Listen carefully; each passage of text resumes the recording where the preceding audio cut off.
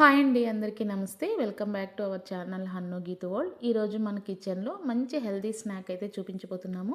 పిల్లలు స్కూల్ నుంచి వచ్చిన తర్వాత ఏదైనా స్నాక్ అడిగినప్పుడు కానీ, హాలిడేస్లో కానీ, ఎక్కువ టైం లేనప్పుడు సింపుల్గా స్నాక్ ఐటెం చేయాలంటే ఈ విధంగా చిలకడ దుంపతో 5 నిమిషాల్లో హెల్తీగా, టేస్టీగా మంచి స్నాక్ ఐటెమ్ అయితే ఏ విధంగా చేయాలో చూపించబోతున్నాను.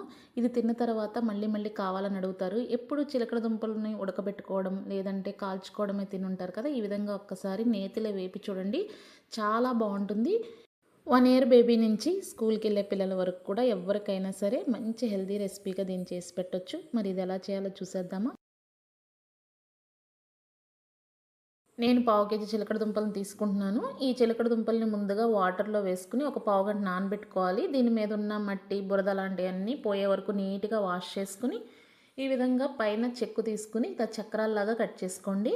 చిలకడ దుంపలు మీకు పింక్ అయినా పర్లేదు, వైట్ అయినా పర్లేదు, ఏవైనా తీసుకోవచ్చు. అలాగే మీరు నచ్చిన షేప్‌లో కూడా కట్ చేసుకోవచ్చు. చక్రాలుగా అయినా కట్ చేసుకోవచ్చు, లేదా స్క్వేర్స్ లాగా అయినా సరే, ఏ విధంగా అయినా సరే కట్ చేసుకొని రెడీగా పెట్టుకోండి.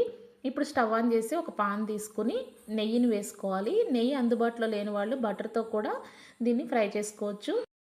ఇప్పుడు ఈ నెయ్యి మీద మనం కట్ చేసి పెట్టుకున్న ముక్కలన్నిటిని కూడా పేర్చుకుని మూత పెట్టుకుని ఒక 2 నిమిషాలు దీన్ని మగ్గనివ్వాలి. చిలకడ దుంప అనేది మనం కట్ చేసేటప్పుడు చాలా గట్టిగా అనిపిస్తుంది, కానీ ఉడికేటప్పుడు చక్కగా ఈజీగా ఉడికిపోతుంది తక్కువ టైంలోనే. ఇలా 2 నిమిషాలు మగ్గించుకున్న తర్వాత ఒకసారి మూతను తీసుకుని చెక్ చేసుకుని ఒక సైడ్ మనం తిప్పి చూసుకున్నట్లయితే ఈ విధంగా బ్రౌన్ కలర్ రావాలి. ఇలా బ్రౌన్ కలర్ వచ్చిందంటే మొత్తం ముక్కలన్నిటిని కూడా రెండో సైడ్కి తిప్పుకుని మళ్ళీ మూత పెట్టుకుని ఇంకో 2 నిమిషాలు మగ్గ పెట్టుకుంటే సరిపోతుందనమాట. చిలకడ దుంప కరెక్ట్గా 5 నిమిషాల్లోనే మగ్గిపోతుంది.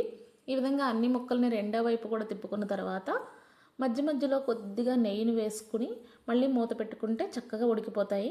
ఎంత నెయ్యి వేస్తే టేస్ట్ అనేది అంత బాగుంటుందన్నమాట. దీనికోసం మనం స్పెషల్గా మళ్ళీ పంచదారని కానీ బెల్లాన్ని కానీ వేయాల్సిన అవసరం లేదు. చిలకడ దుంపలో ఉన్న స్వీట్నెస్తోనే చక్కగా నెయ్యి కూడా వేసి వేపుతాం కదా, చాలా టేస్ట్గా ఉంటుంది.